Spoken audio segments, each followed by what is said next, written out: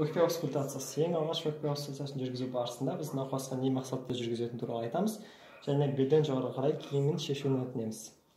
Ең бірінші кезекте біз өкпе аускультациясын жүргізер кезде бұған асты ойығынан салыстырмалы перкуссия аускультация жасаймыз.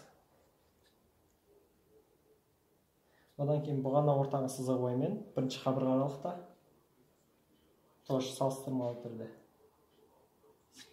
Одан кейін екінші қабырға аралық, үшінші қабырға аралық.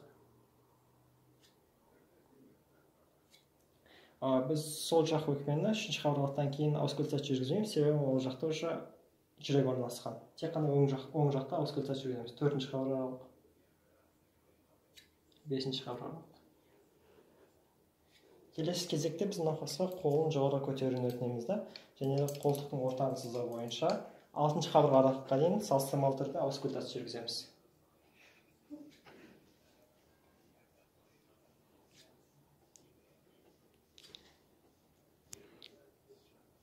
Келесі кезекте біз науқасқа артқа қарауын өтінеміз, және де ең алғашқы біз жауырын үсті аймағын аускультация жүргіземіз.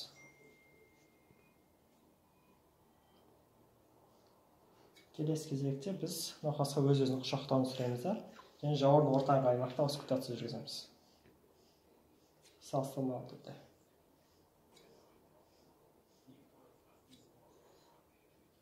Және бұдан кейін біз науқас қолын сүрініп өтінеміз, одан кейін жауырын асты аймағын салыстырмалы түрде аускультация жүргіземіз.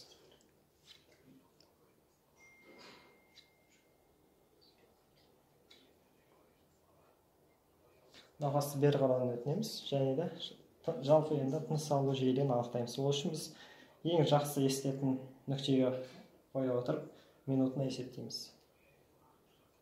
Жалпы қалыпты жағдайда минутына 17 рет.